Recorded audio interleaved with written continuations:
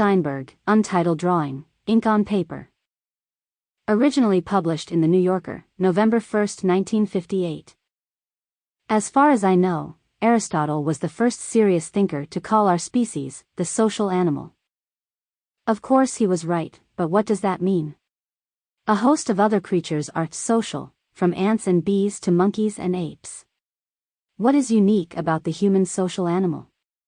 And what is unique about the field of social psychology, which studies our puzzling, creative, and infuriating species?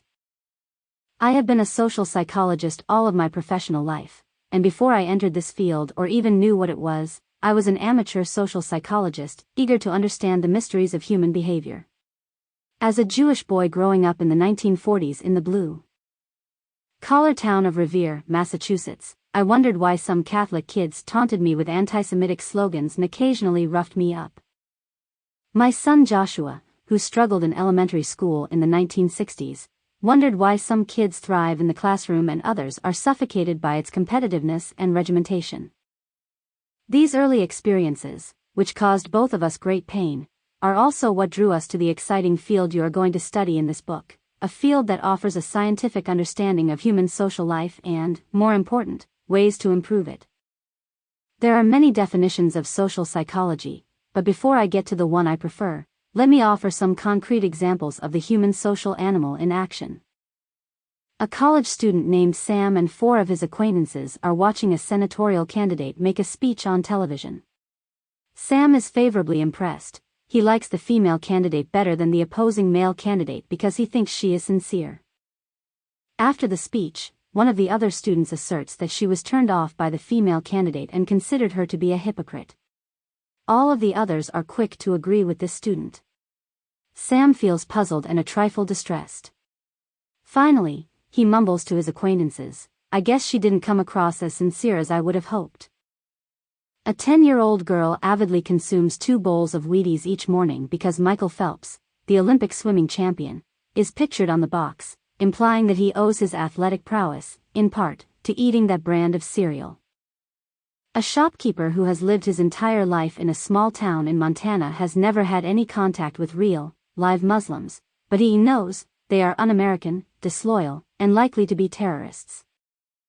Charlie, a high school senior, has recently moved to a new city. He used to be popular, but not anymore. Although the kids at school are civil, they have not been particularly friendly. He feels lonely, insecure, and unattractive. One day during lunch period, he finds himself at a table with 2 female classmates. One is warm, intelligent, and vivacious. He has been daydreaming about her for weeks, longing for an opportunity to talk to her. The other young woman is not nearly as appealing. Charlie ignores the vivacious woman of his dreams and begins an earnest conversation with her companion. On December 4, 2016, Edgar Welch, a 28-year-old man from North Carolina, went into Comet Ping Pong, a wildly successful pizza restaurant in Washington, D.C., and fired 3 shots with a rifle. No one was injured.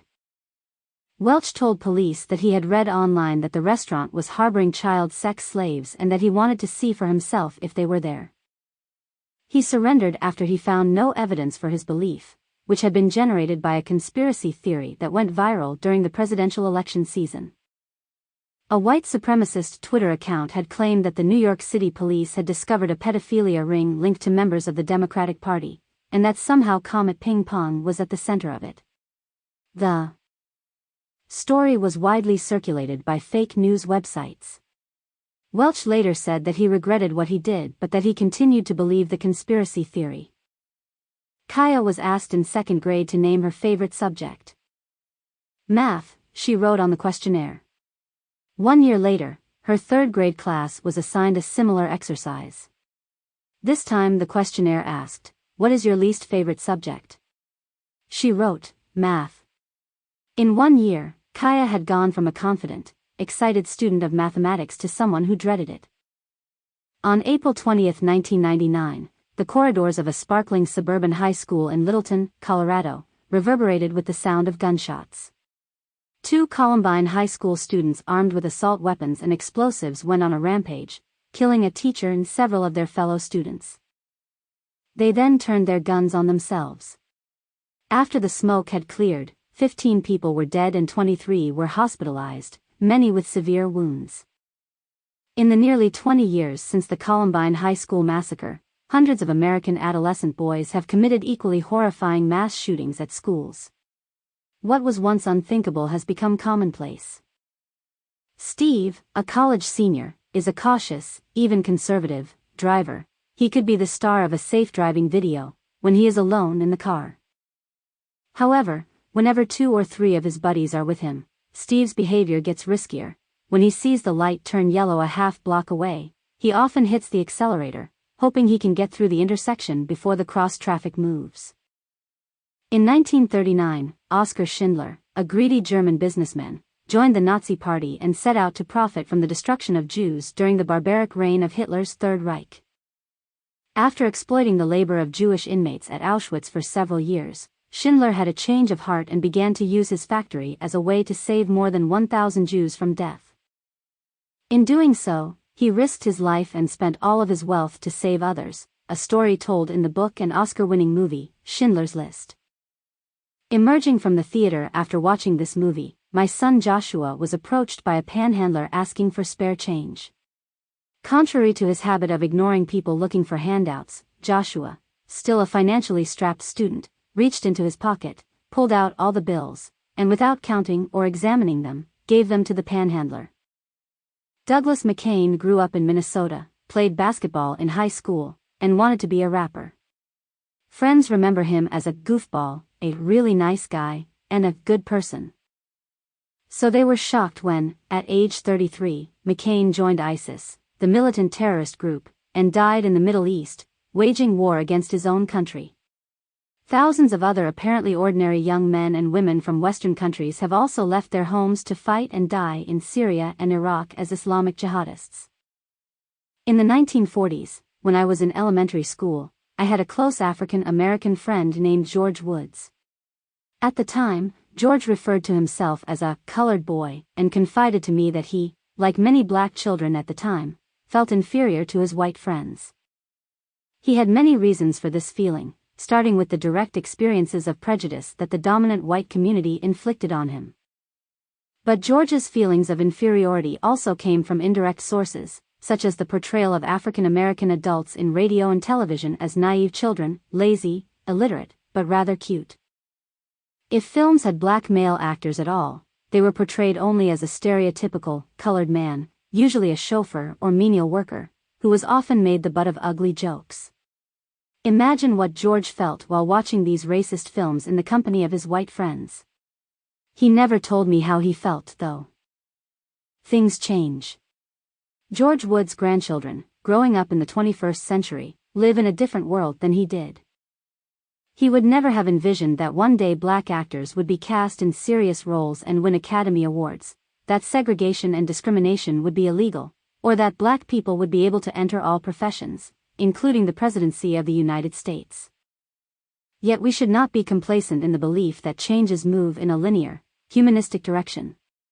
George Wood's grandchildren may not face the same degree and flavor of bigotry endured by their grandfather, but racial prejudice continues. Most African Americans know the experience of shopping while black, which means being followed by salespeople who question their credit, suspect they will steal something, or even deny them service. Young black males in particular continue to be victims of driving while black, being stopped for trivial reasons or even for no reason, and walking while black, as when 16-year-old Trayvon Martin was stalked and killed by a neighborhood watch captain named George Zimmerman. When Zimmerman noticed a tall black teenager wearing a hoodie, he saw a possibly armed and dangerous criminal, not what Trayvon actually was, a normal high school student walking home from a convenience store with an iced tea and a bag of Skittles. Defining social psychology. The examples all illustrate social psychological situations. As diverse as they seem to be, they contain a common factor: social influence. The opinion of Sam's friends on the merits of the senatorial candidate influenced Sam's judgment. The Olympic champion's influence on our Wheaties-eating youngster was intentionally designed to get her to convince her parents to buy Wheaties. The Montana shopkeeper was not born with an unflattering stereotype of Muslim people in his head. Somebody, somehow, put it there. Steve's riskier driving was certainly influenced by the presence of his friends, but how? Kaya's transformation from math lover to math hater is not uncommon, particularly for girls in America, where math has been traditionally seen as both an endowed talent and a boy thing. Charlie's ignoring the woman of his dreams has something to do with how he was feeling about himself and his assumption about which woman was less likely to reject him. Rejection is among the most painful experiences for human beings, and it can cause all kinds of self-defeating and destructive behaviors, from overeating to violence, as it did in the school shooting at Columbine. The presence and example of other people, in the flesh or in movies like Schindler's List, can inspire positive emotions and generosity, as when it led my normally frugal son to give all of his precious cash to a panhandler.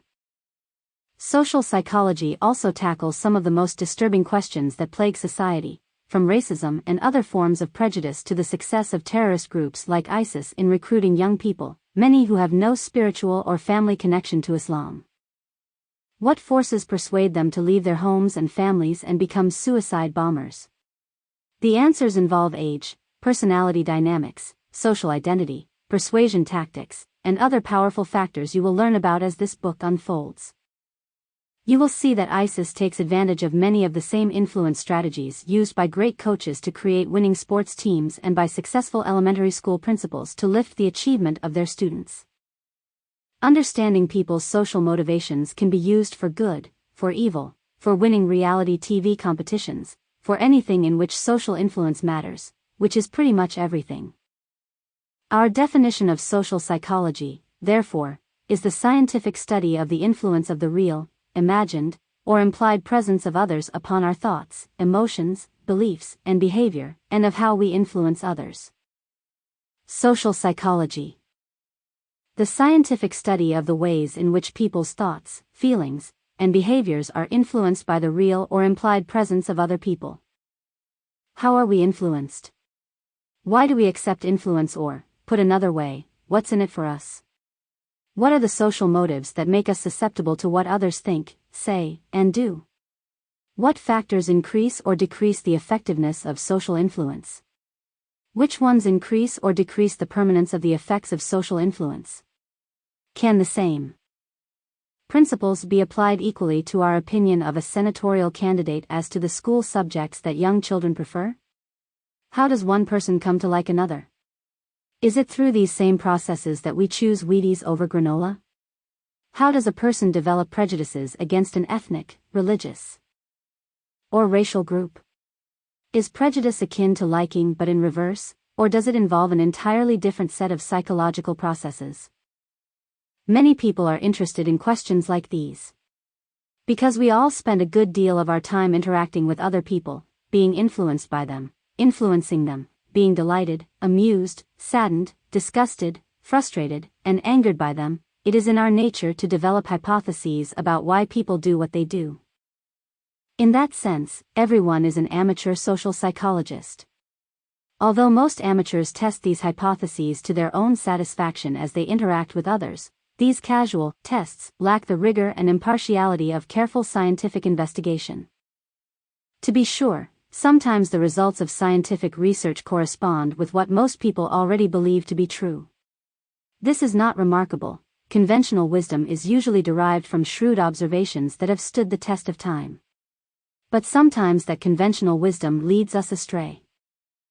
Indeed, when you are reading the results of the research discussed in this volume, you may occasionally find yourself thinking, that's obvious. Why did they spend time and money to discover that one? My grandmother could have told me that. Maybe she could have, but it's also likely that you are acting on the hindsight bias, which refers to our tendency to overestimate our powers of prediction once we know the outcome of a given event. This is precisely why it is so easy to be a Monday morning quarterback and why we say, hindsight is 20/20. Numerous studies have demonstrated this bias, from predicting the outcomes of elections to predicting how a given social psychology experiment will turn out.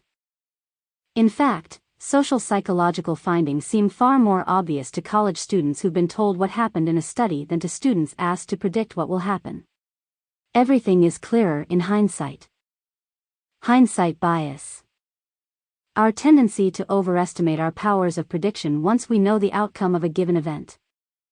Social psychologists conduct research because many of the things we think we know to be true turn out to be false, or more nuanced than we originally thought, when subjected to investigation. For example, it seems reasonable that people who are threatened with punishment for doing something forbidden, illegal, self-defeating, or fattening might eventually stop, and the more severe the punishment, the more likely they will be to comply. After all, they would now associate the activity with fear or pain. But when tested empirically, this assumption turns out to be dead wrong. It is those who are threatened with mild punishment who develop a dislike for the forbidden activity. People who are severely threatened, if anything, are even more drawn to the forbidden activity. Likewise, most of us, from our own experience, would guess that, if we overheard someone saying nice things about us, we would tend to like that person, all other things being equal. This turns out to be true. But what is equally true is that we tend to like that person even more if some of the remarks we overhear are anything but nice. We will explain more about these phenomena in later chapters. In the goal of understanding the social animal, professional social psychologists have an advantage over most amateur social psychologists. Although, like the amateurs, we usually begin with an observation, we do not stop there. We do not need to wait for things to happen so that we can observe how people respond. We can make things happen. We can conduct an experiment in which we subject scores of people to particular events. Moreover, we can do this in situations in which everything can be held constant, except the particular factors being investigated. We can then draw conclusions based on data that are more precise and numerous than those available to the amateur, who must depend on observing events that occur randomly and under circumstances in which many things are happening at once. Nearly all the data presented in this book are based upon experimental evidence. That's why we want you to understand what constitutes an experiment in social psychology, along with the advantages, disadvantages, ethical problems, excitements, headaches, and heartaches that are associated with the adventure of research. The final chapter in this book, Social Psychology as a Science, will give you that understanding. You can read it first, or last, or at any point on your journey through the book, whenever your interest in how social psychologists do their work is piqued. People who do crazy things are not necessarily crazy. Social psychologists examine the way people make sense of and behave in social situations. Occasionally, these situations create pressures that can cause people to behave in ways that you could classify as abnormal, even crazy. When I say people, I mean very large numbers of people. To my mind, these labels are often just name-calling. They do little to increase our understanding of human behavior. It is much more useful to try to understand the nature of the situation, the often complex processes operating to produce the behavior we observe. This brings me to Aronson's first law. People who do crazy things are not necessarily crazy. Let us take, as an illustration, the man who went into Comet Ping Pong with a rifle, intending, as he said, to self-investigate the presence of kidnapped children. Was he crazy? If he really wanted the truth, why not accept the investigations of the police departments, FBI, and other reliable sources that had thoroughly debunked the allegations? If he were crazy, so were the thousands of others who bought into the conspiracy belief. Many of whom sent Comet Ping Pong and other restaurants they thought were part of the ring, vicious threats, harassing owners and customers. The owner of Comet Ping Pong told the New York Times that, from this insane, fabricated conspiracy theory, we've come under constant assault. I've done nothing for days but try to clean this up and protect my staff and friends from being terrorized. What draws people to believe insane conspiracy theories? And why do they cling to that belief despite solid evidence to the contrary? Later in this book, we will examine the processes that produce these attitudes and the tendency to stick by them no matter what. We'll also see how we might counteract them. One central discovery of social psychology is that people are prone to explain unpleasant behavior by assigning personality traits to the perpetrator, such as psychotic, sadistic, or evil. Most people, particularly those of us from Western cultures, do this spontaneously, without intention or conscious awareness, as a way of organizing and categorizing information and satisfying a need to feel in control of events. This dispositional view of human actions refers to the assumptions that people who do crazy things have a personality disposition to be crazy, people who do stupid things must be stupid, only evil people do evil things, people who do nice things are nice, and so on. It's appealing to think this way because it helps us mentally separate those bad people who do bad things from the rest of us, nice people.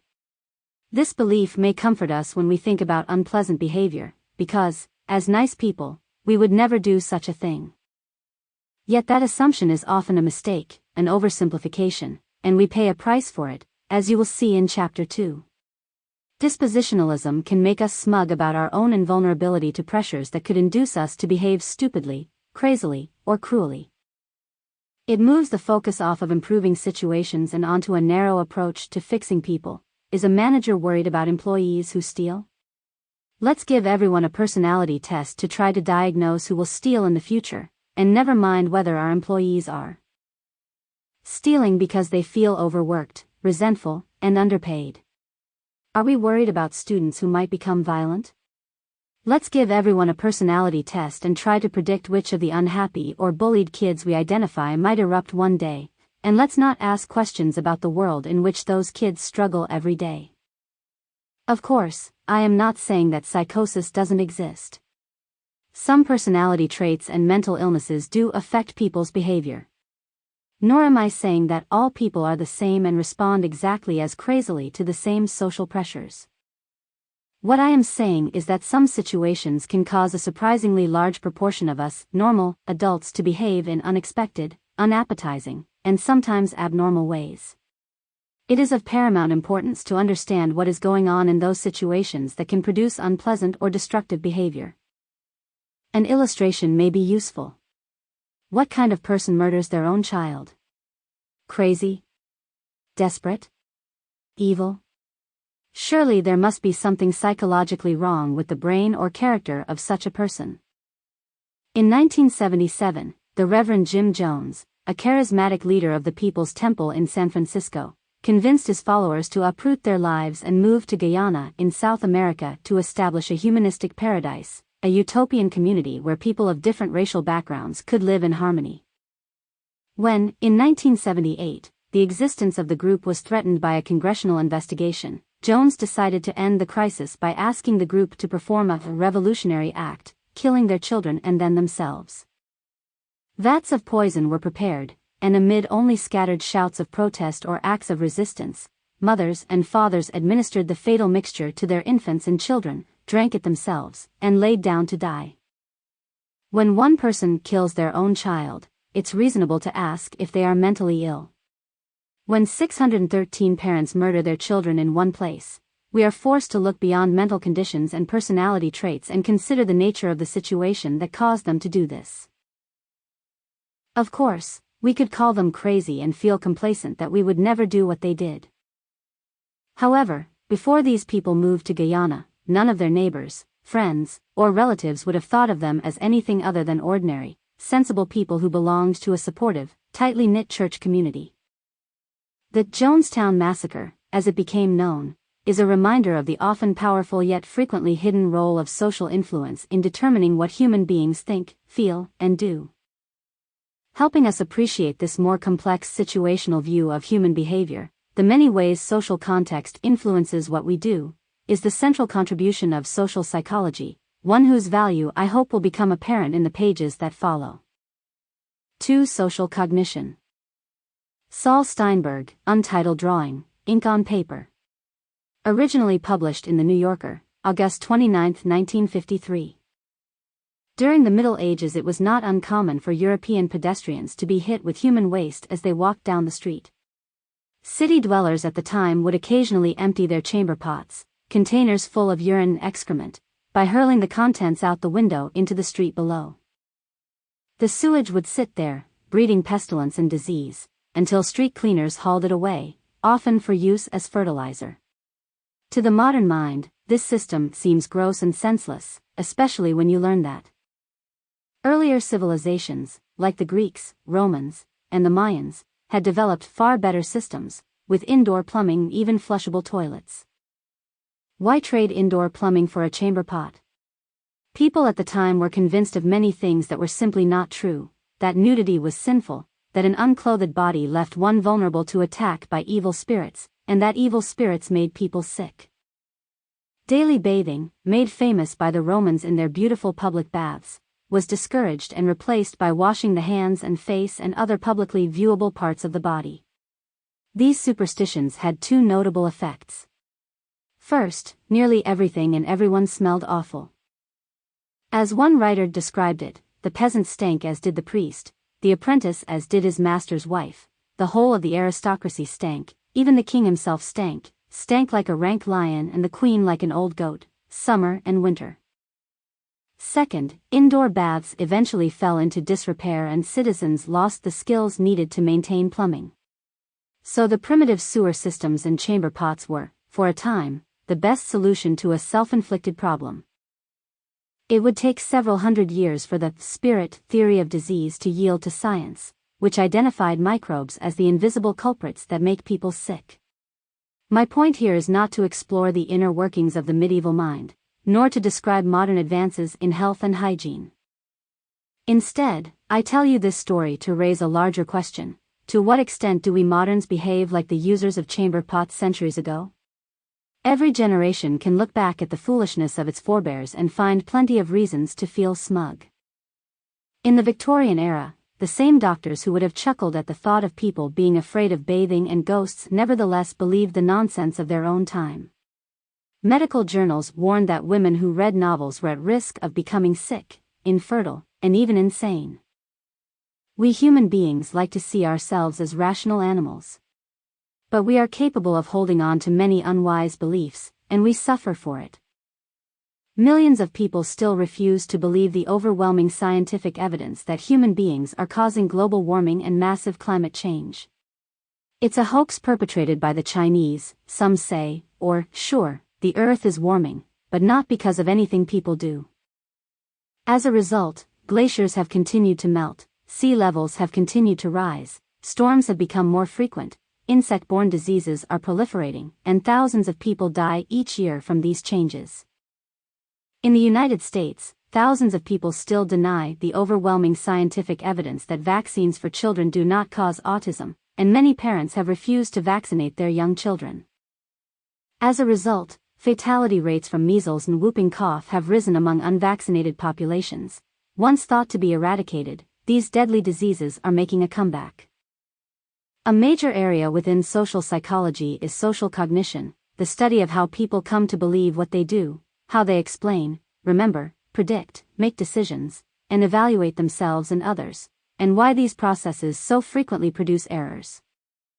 Although humans can rightfully claim to be the most adaptive, intelligent, and successful species on the planet, we are nonetheless maddeningly prone to misunderstandings, conflict, error, and the kinds of biases that gave us the chamber pot long ago and the denial of climate science and vaccines today.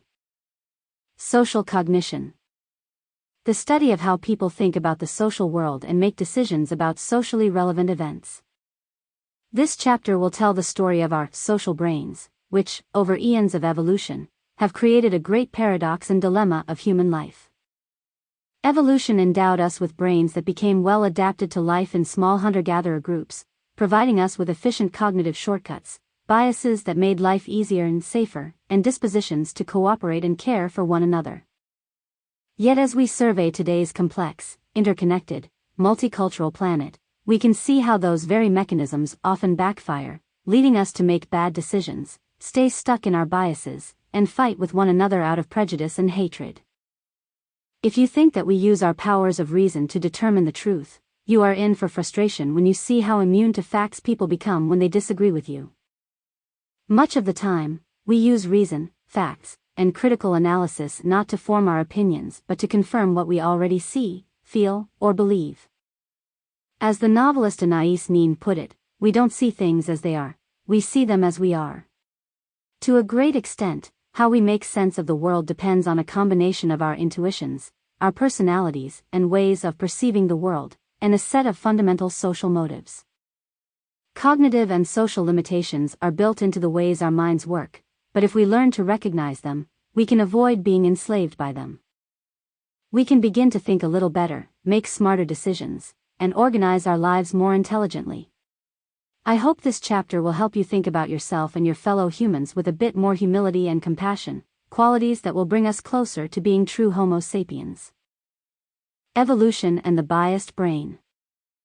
For centuries, philosophers have held that human cognition is completely rational. All individuals attempt to do their best to be right, to hold correct beliefs, and to maximize their pleasure while minimizing their pain. One of the primary proponents of this view was Jeremy Bentham, who wrote that people decide the moral status of their behavior or choices, what's good or bad, right or wrong, by creating a happiness calculation. Let's say I am in the market for a car. In determining the make and model to buy, I would add up the pleasures each brand would bring and subtract the pain. I would then select the car that brings me the most pleasure with the least amount of pain. For Bentham, it was the role of governments and economic systems to ensure the greatest happiness for the greatest number. Others agreed. Bentham's notion became one of the foundational ideas of modern capitalism.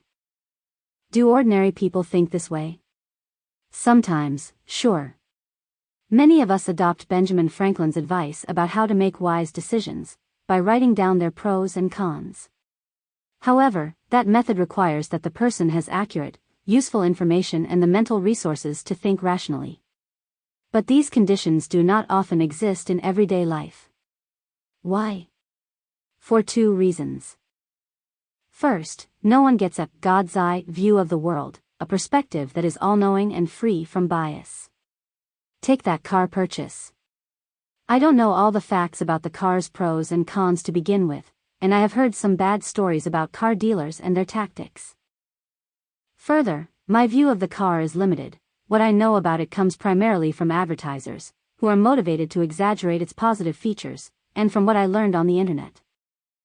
I have little experience with the actual car, a 10-minute test drive as opposed to long-term driving in hazardous weather conditions.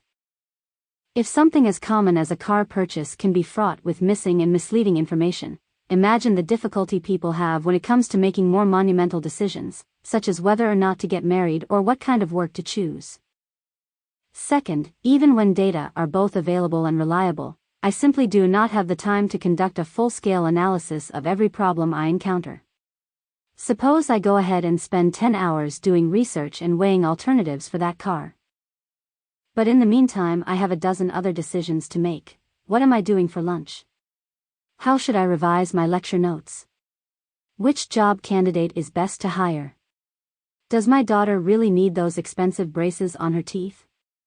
I can't possibly spend hours and hours listing the pros and cons of every decision I have to make in a day, and neither can you.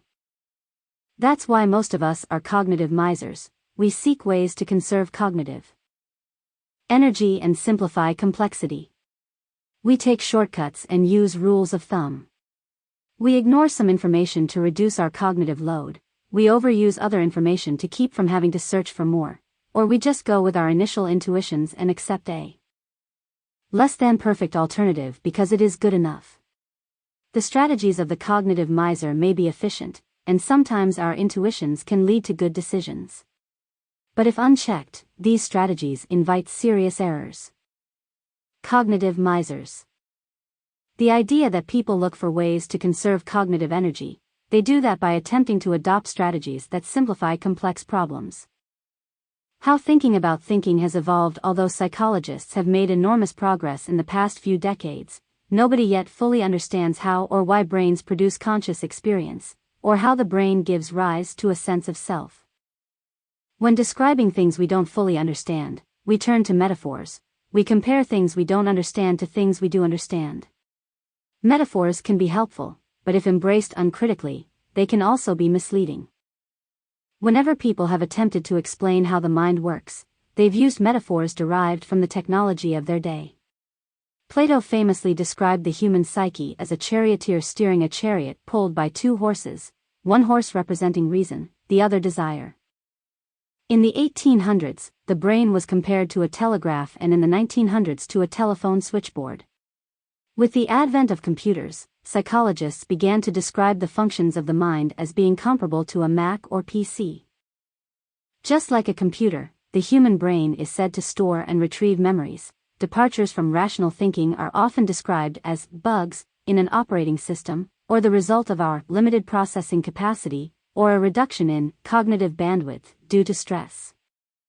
The computer supplies a handy vocabulary for describing certain brain functions and limitations, yet our brains don't really store memories or process information in the same way that computers do. Moreover, because computers do not worry about the future, fear death or rejection, experience joy, sorrow, jealousy, or any other emotion, the mind-as-computer metaphor is ultimately an incomplete and unsatisfying account of mental life. One long-standing metaphor turns out to have been particularly misleading: John Locke's portrait of the mind as a tabula rasa or blank slate. This metaphor portrays our minds, personalities, and traits as shaped entirely by learning and experience, the way one would draw upon a blank sheet of paper. It lasted for centuries, being enthusiastically embraced in the 1900s by psychoanalytic and behaviorist traditions in psychology. If you are shy, in this view, it is because of experiences with your parents, and the rewards and punishments you received, made you shy. John Watson, the founder of behaviorism, went so far as to claim that with sufficient control over the environment and the right combination of rewards and punishments, he could shape a randomly selected healthy baby into virtually anything: a doctor, lawyer, beggar, or thief. Although Watson did manage to train a baby to become frightened by the sight of a bunny, thankfully he never attempted the longer experiment of turning them into beggars or thieves. This extreme, you can become anything view of human malleability lingers in today's society, but it has faded among psychologists in light of the scientific evidence on genetic predispositions. Identical twins who are separated at birth and raised in different families nonetheless reveal a striking similarity in mannerisms, behavior, habits, attitudes, even political views, and siblings who grow up in the same family do not become more alike in personality. Babies enter the world with a mind that has had a great deal of pre-programming, with a temperament, a readiness for learning language and culture, and even innate expectations of how the physical and social world works. Paul Bloom and his associates 10 have found that babies as young as 3 months of age who watch a brief puppet show will later reach out for the puppet whose behavior was helpful rather than hostile. This fascinating research suggests that we come pre-programmed with moral intuitions and the ability to make moral distinctions long before our first playdate. Metaphorically, then, our minds are more like sketches than blank pages. Experience doesn't create us from scratch, it elaborates on what's already there, revises it, and colors it in with personal, cultural, and social influences. Nature and nurture interact to make us who we are. Let's look now at what nature has given us. The hunter-gatherer mind and human universals. According to evolutionary psychology, the brain is an organ that has been shaped and programmed by evolution, adapted to challenges that faced our biological hunter-gatherer ancestors in their foraging way of life for hundreds of thousands of years.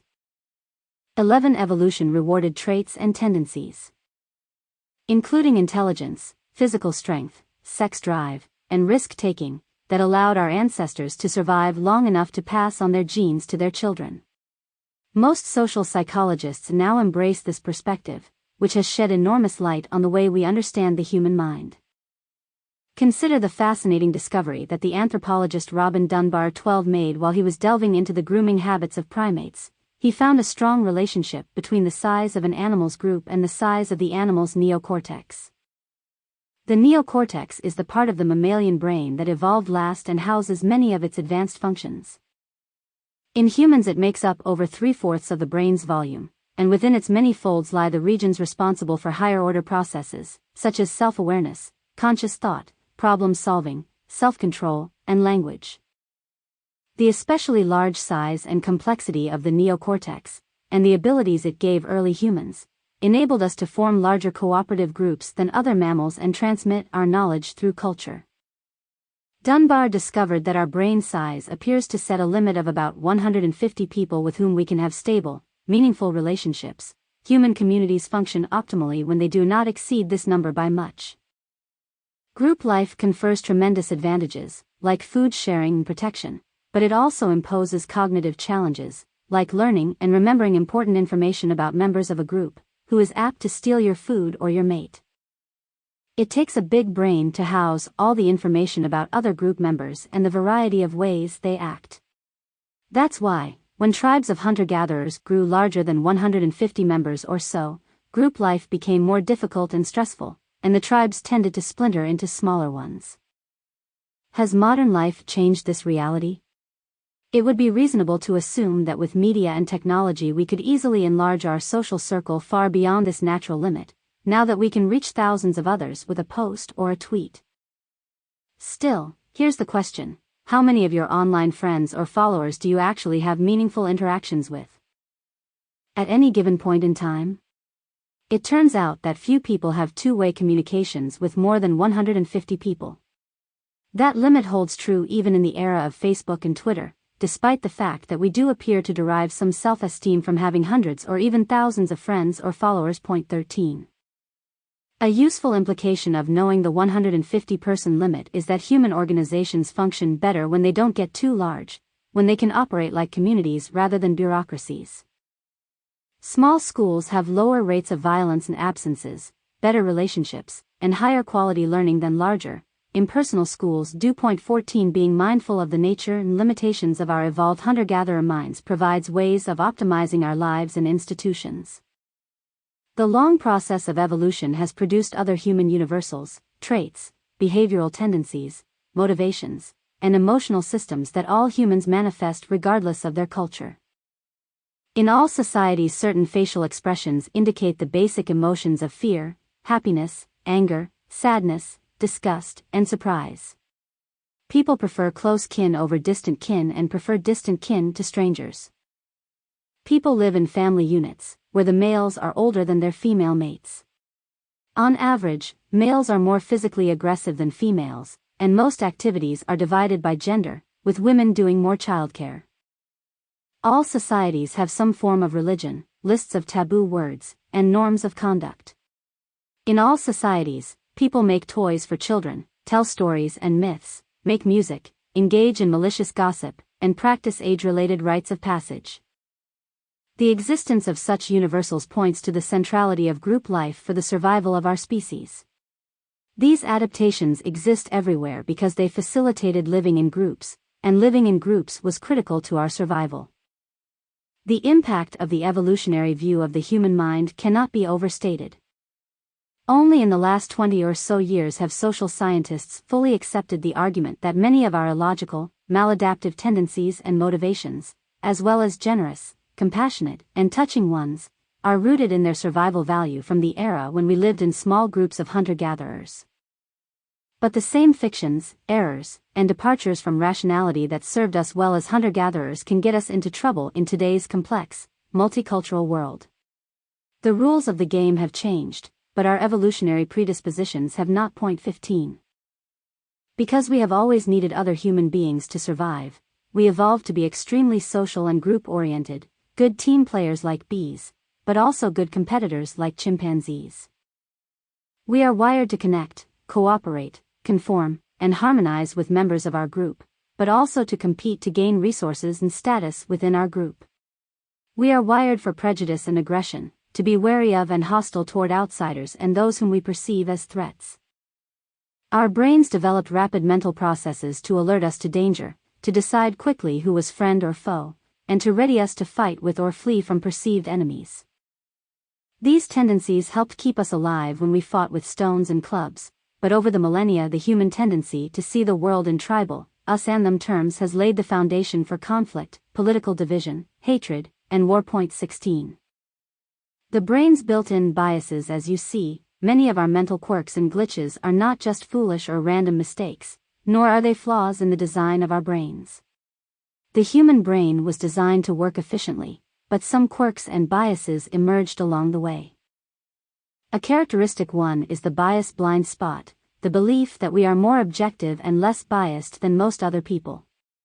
We are biased to think we aren't biased. This blind spot arises from the fact that many of our beliefs operate implicitly, hidden beneath conscious awareness. When we see our own behavior, we know the context and can make excuses for it. We know what we feel, after all. But when we see others' behavior, we miss the full context. That's why it is easy to see hypocrisy in others but not in ourselves. The same politician who is busy condemning another politician for having an affair might be having one of his own right there in his office. Our bias blind spot allows us to explain away our own hypocritical actions easily. 17. Bias blind spot. The belief that we are more objective and less biased than most other people. Worse yet, we are subject to naive realism, the propensity to believe that our subjective interpretation of reality is reality. We see things as they really are, those other folks are biased. This belief makes it easier to think that anybody who doesn't share our perspective is misguided, ignorant, selfish, or evil.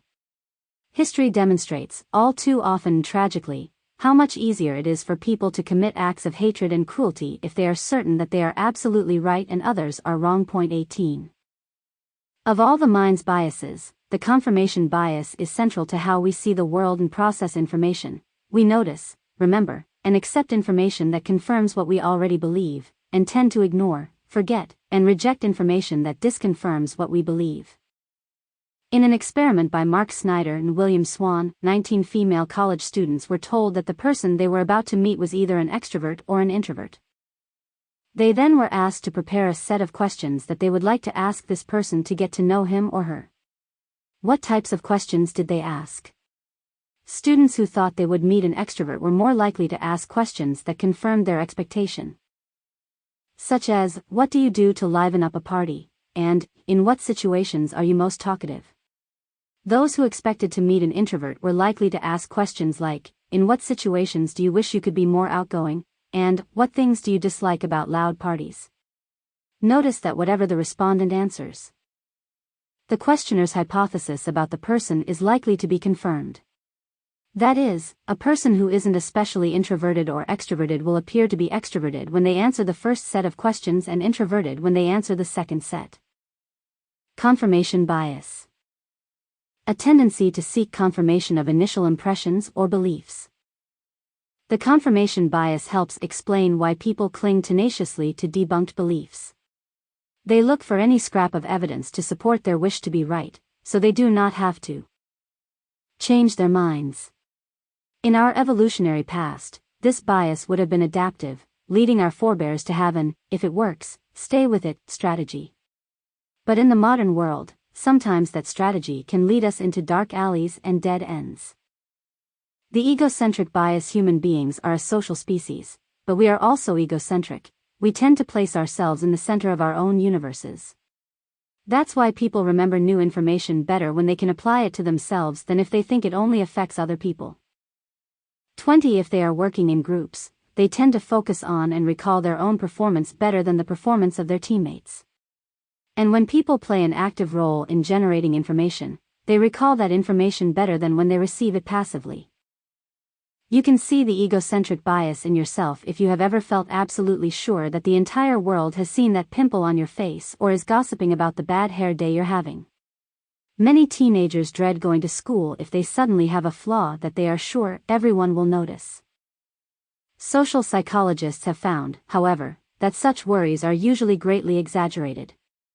People feel as though the social spotlight shines more brightly on them than it actually does. A biased Thomas Gilovich and his associates named the spotlight effect. 21. In one experiment, college students were asked to wear an attention-arousing t-shirt, one with a large picture of Barry Manilow on it, and then enter a room full of other students. Later, the participants imagined that about half of their peers had seen and reacted negatively to their shirt, but in reality only about 20% had even noticed it. We may feel we're in the spotlight when imagining how others see us, but we also feel that we notice and observe others more than they notice and observe us, a form of egocentrism that's called the cloak of invisibility illusion. For example, students in an experiment who sat in a waiting room with a stranger later erroneously estimated having paid a lot more attention to the stranger than they believed the stranger paid to them. Participants consistently reported this sense of invisibility, unless they were wearing a t-shirt provided by the experimenter, this time one emblazoned with a large picture of Pablo Escobar.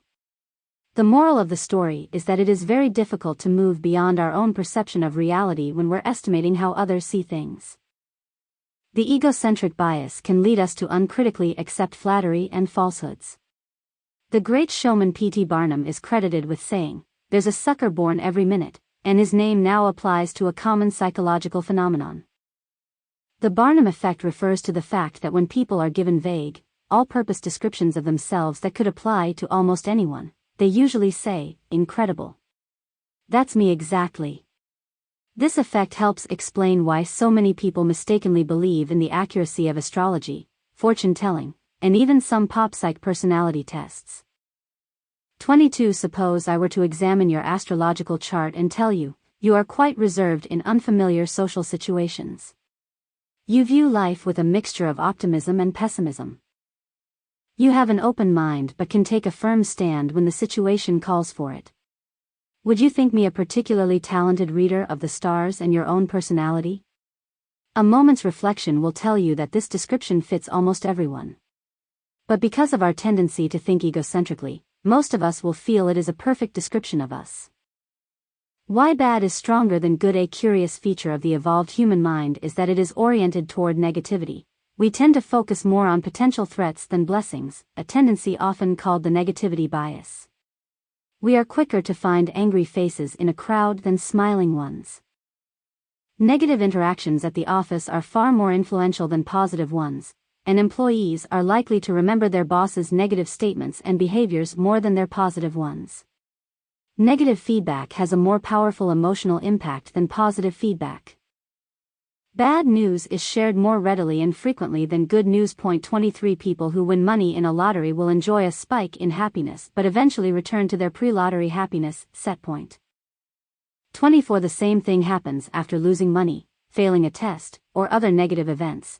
We adapt to the new circumstances and our feelings return to baseline. But consistent with evolutionary theory, interviews with lottery winners and accident victims show that, on average, it takes longer to return to baseline after bad experiences than after good ones. Roy Baumeister and his colleagues found that negative events typically have more power than positive ones. It is evolutionarily adaptive, they concluded, for bad to be stronger than good, because animals with a heightened alertness to danger, pain, failure, or other negative experiences would have been more likely to survive threats and consequently would have better odds of passing along their genes. 25. This evolved negativity bias is yet another reason that we aren't always the rational animals economists have supposed. For example, from an economic point of view, it makes sense for me to mourn the loss of $50 just as much as I would celebrate a gain of $50. After all, it's the same amount of money. Yet experiments repeatedly show that the distress that participants feel when they lose money tends to be greater than the joy they feel gaining the same amount of money. 26 When given a choice, people are more likely to try to avoid loss than to try to achieve gains, a phenomenon known as loss aversion. Loss aversion. A phenomenon where, when given a choice, people are more likely to try to avoid loss than to try to achieve gains. By framing choices to emphasize losses, researchers and policymakers can influence people's behavior and decision-making. 27 In a field experiment I did with two of my students, Mark Costanzo and Marty Gonzalez, 28, we used loss aversion to get people to invest in insulation for their homes.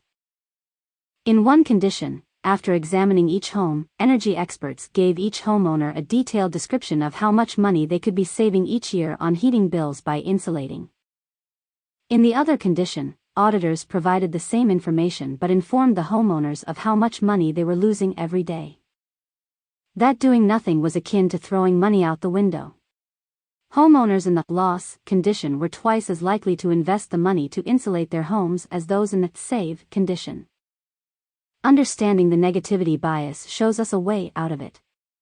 Although some of us won the temperamental lottery and are endowed with a happy disposition, the rest of us need to actively seek out the positive in life, exposing ourselves to beauty, small pleasures, and goodness in others, precisely because it is not our automatic tendency to do so. 29 We can learn to focus on the things we are grateful for and do kind things for others, habits that offset the negativity bias by generating satisfaction. 30 The mind's two thinking systems. The human mind is divided according to two forms of processing, automatic and controlled. Automatic processing refers to the unconscious and involuntary operations that guide most of our behavior, well-learned associations or routines that our mental systems perform effortlessly, without awareness. This is the kind of thinking that animal brains have been doing for 500 million years, fast, efficient responses to sensory input. We can perform many automatic operations at once, which is why experienced drivers can drive without consciously paying attention to all the countless adjustments and decisions they are making. When we read simple bits of text on a page, detect anger in a friend's voice, complete the phrase, salt and, or categorize a person by their race, gender, or age, we are engaged in automatic processing. Controlled processing, by contrast, is the conscious effort we make in dealing with novel problems, such as learning to drive, solving complex math problems, trying to remember the name of a movie, or answering a question like, "Why do you love your boyfriend?" This kind of thinking is evolutionarily more recent. And it is tied to the development of language.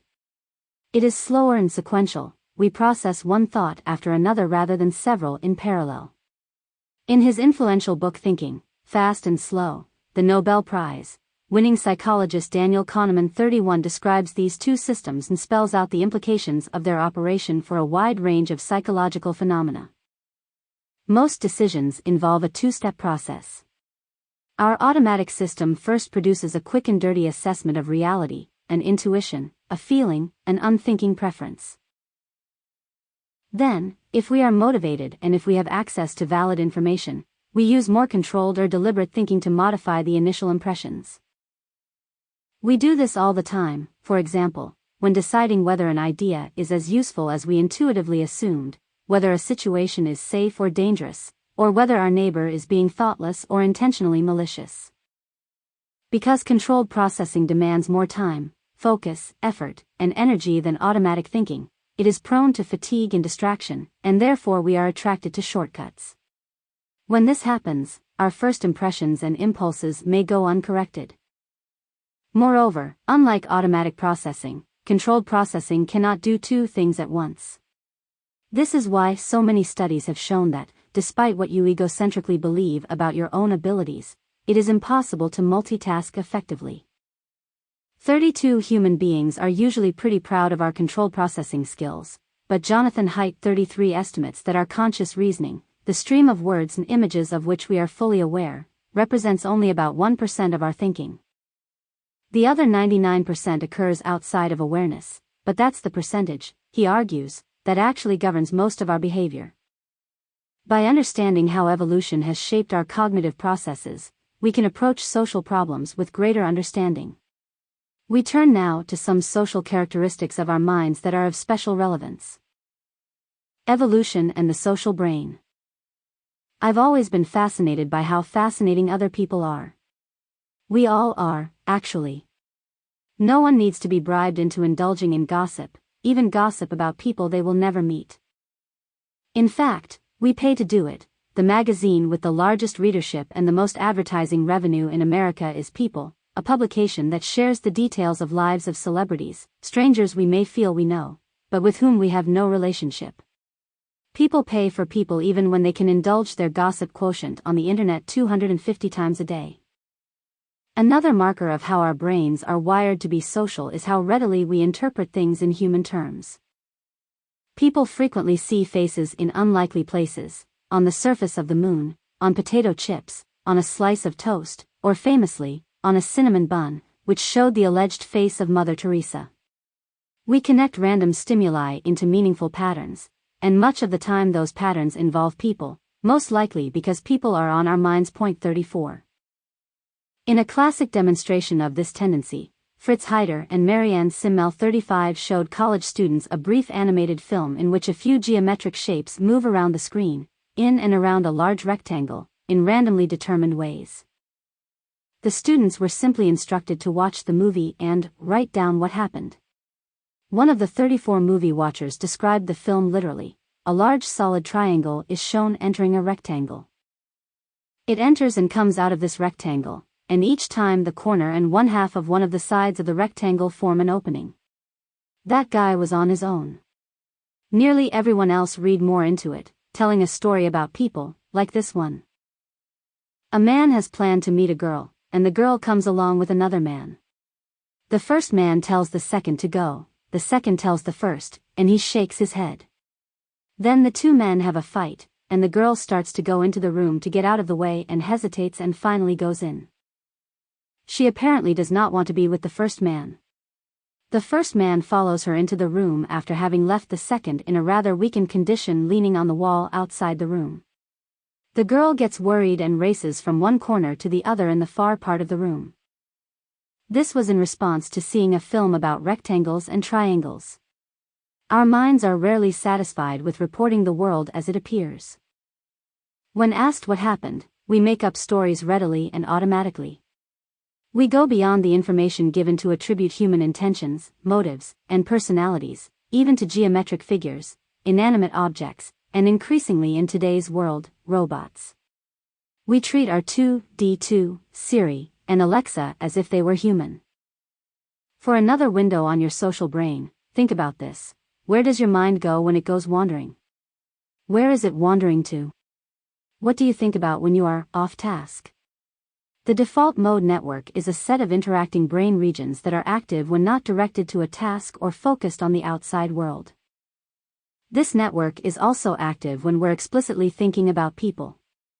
That is why, when our minds wander, they typically wander to social matters, plans we're making with friends, memories of loved ones, conflicts with a partner, sexual fantasies about all kinds of people, or problems caused by other people. We see human stories in everything because people are never far from our thoughts. Point 36. A lesson here is that if you want to sell a product, get children interested in mathematics or history, or motivate your best friend to get help for that drinking problem, tell them a story about a person, or get them to tell one. In an experiment led by David Hamilton, 2 groups of college students read statements about everyday human behaviors, but each group received a different set of instructions.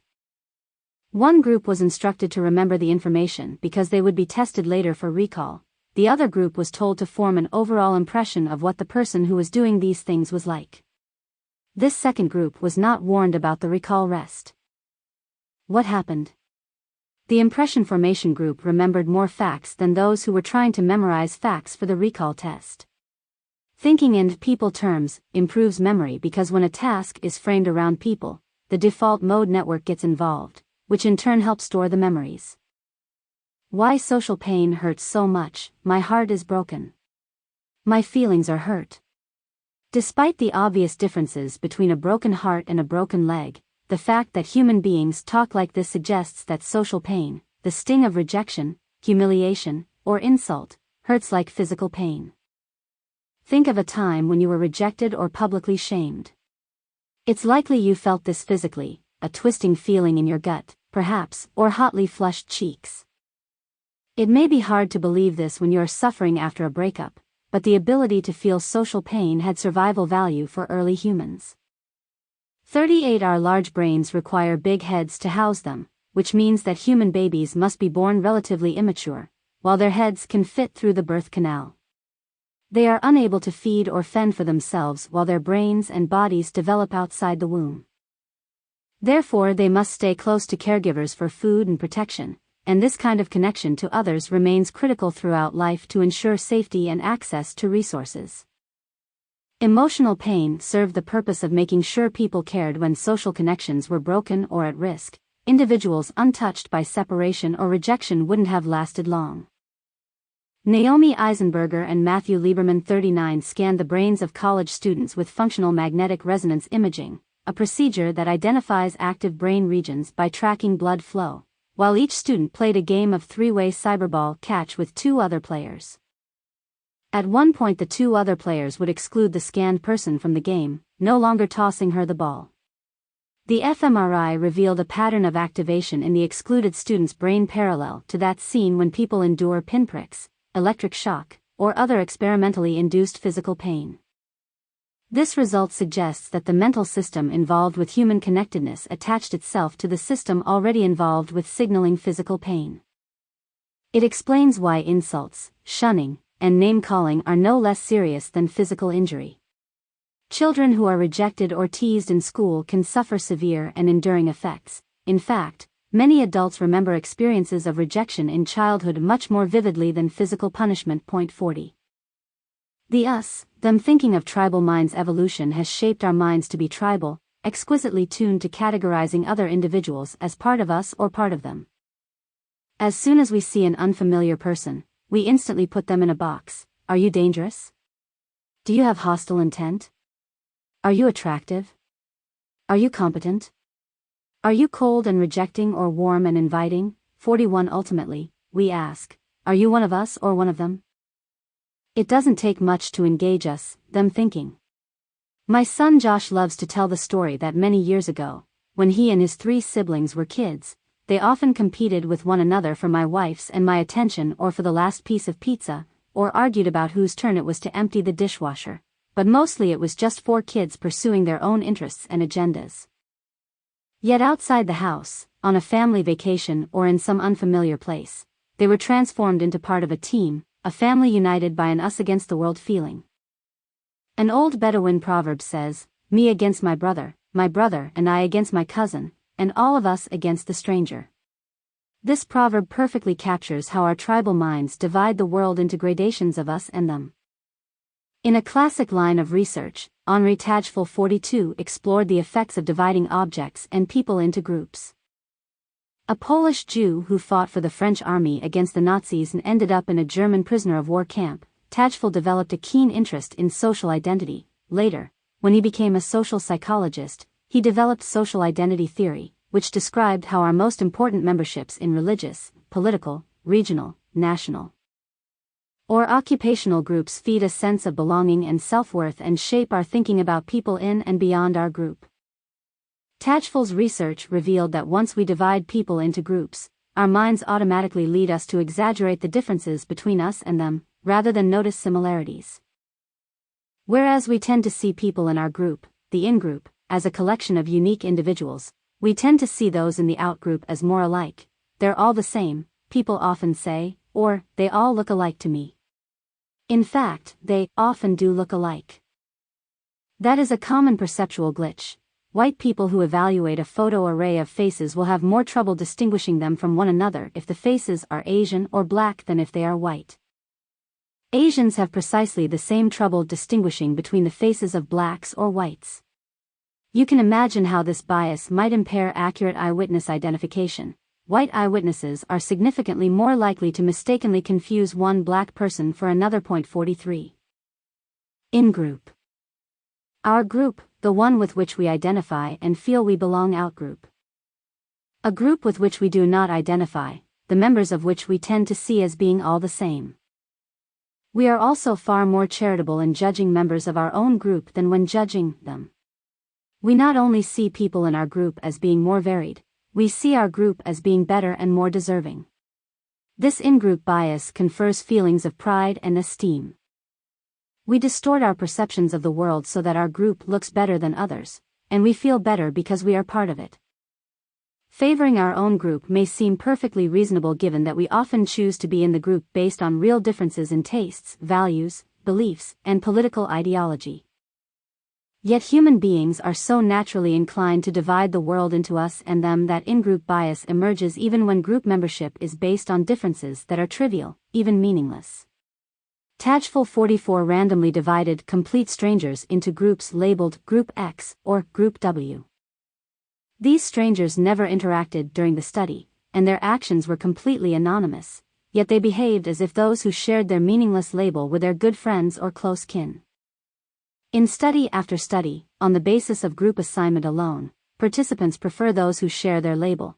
They rate them as having a more pleasant personality and more likely to produce better work than people assigned a different label.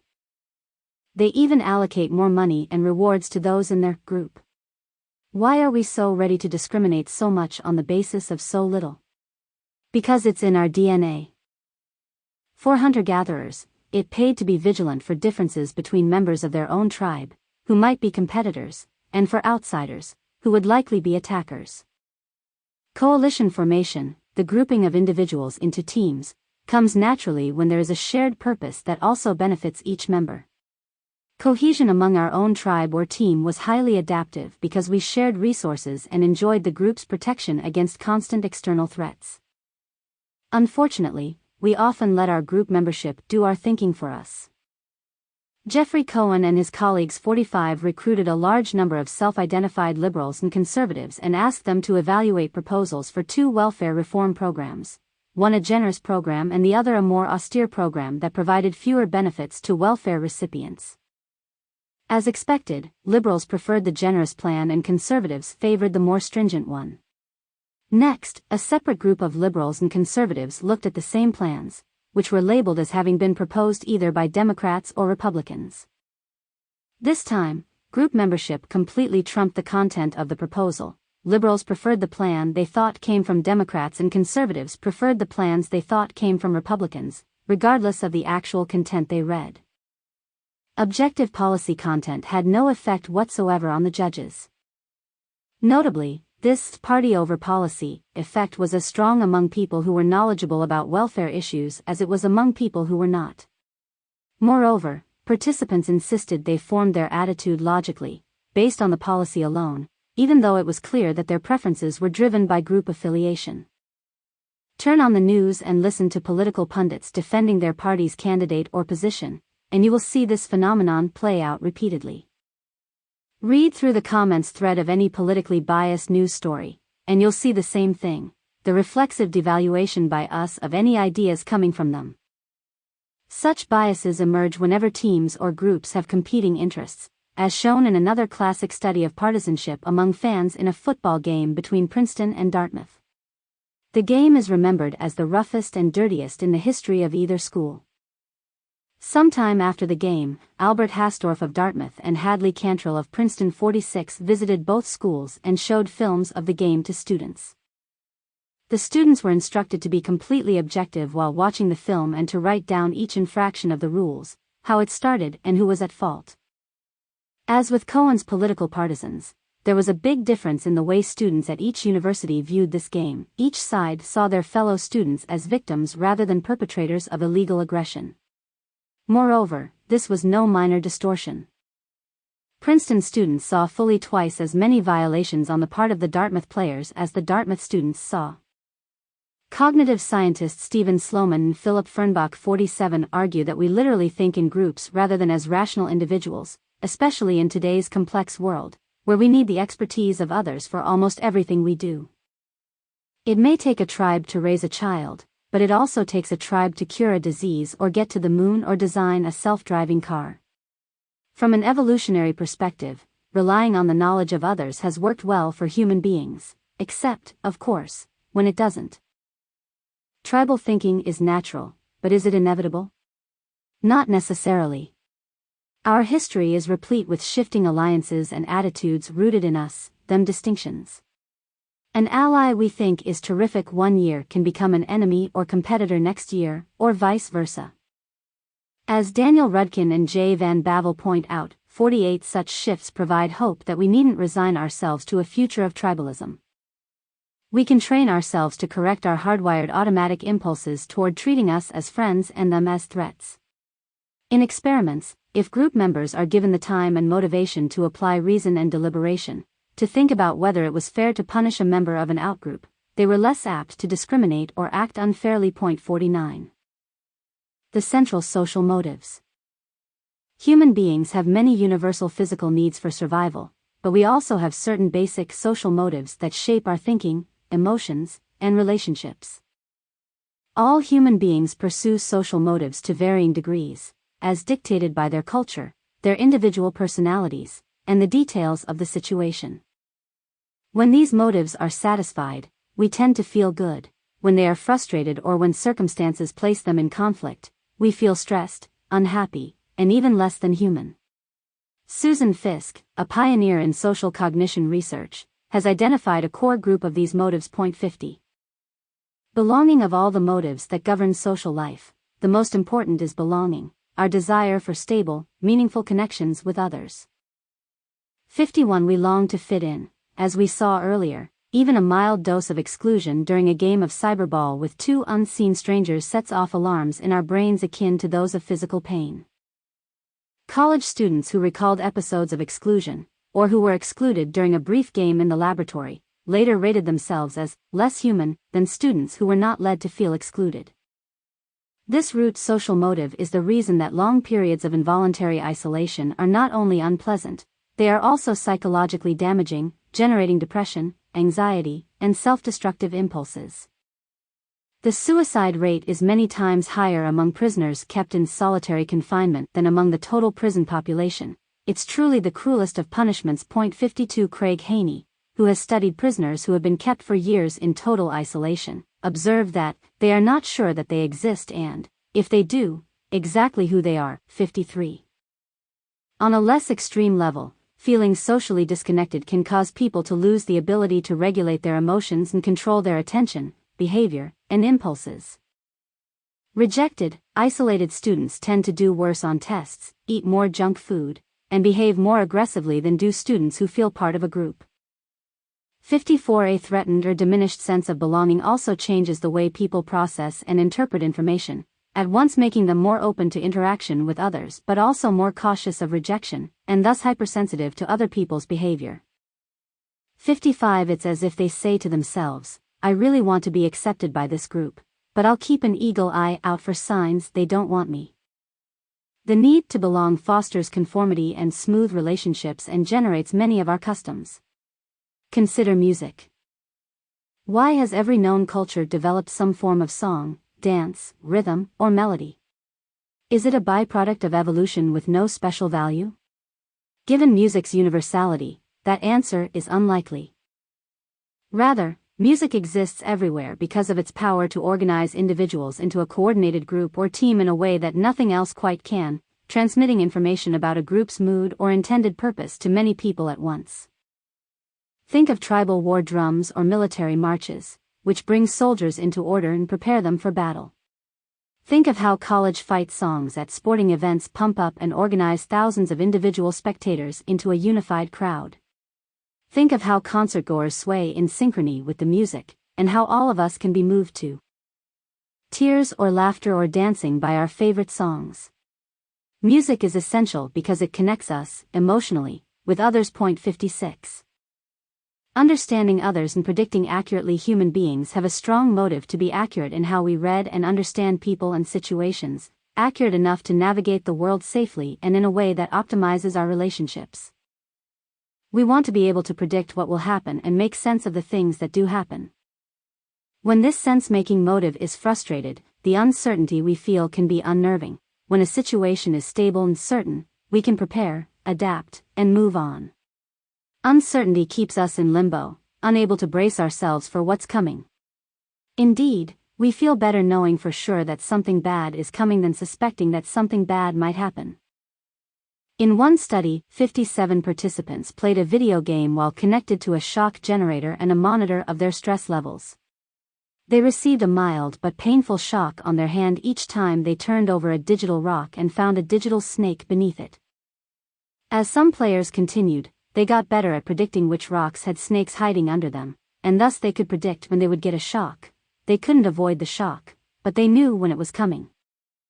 But for some players the odds of finding a snake kept changing, so the shocks remained unpredictable.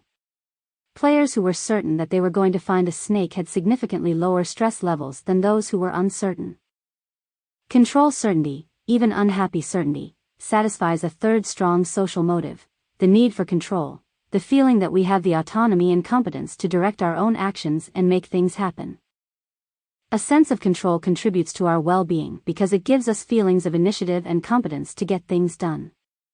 The sensation that we lack control is unpleasant and, in the long run, unhealthy.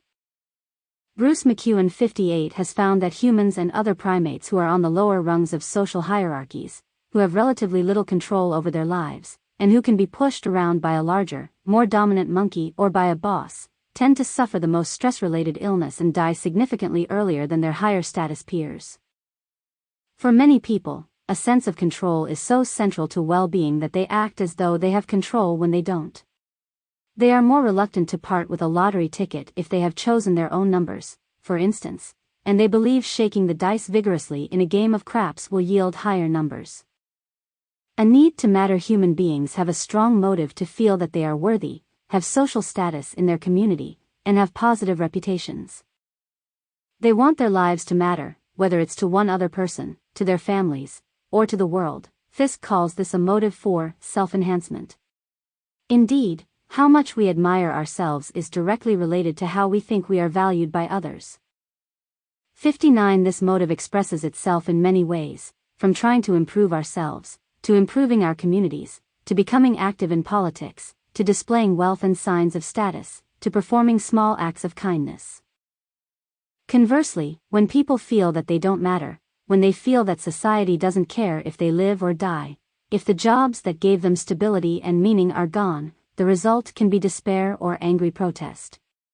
To take one example only, the Black Lives Matter movement began as a cry by the African American community to get the white majority to understand that their lives and safety are as important as white lives. 60. Trust. As social animals, we cannot survive without trusting other people. Although evolution endowed us with the negativity bias, the bad is stronger than the good effect. We are highly motivated to trust that the world is safe, benevolent, and fair.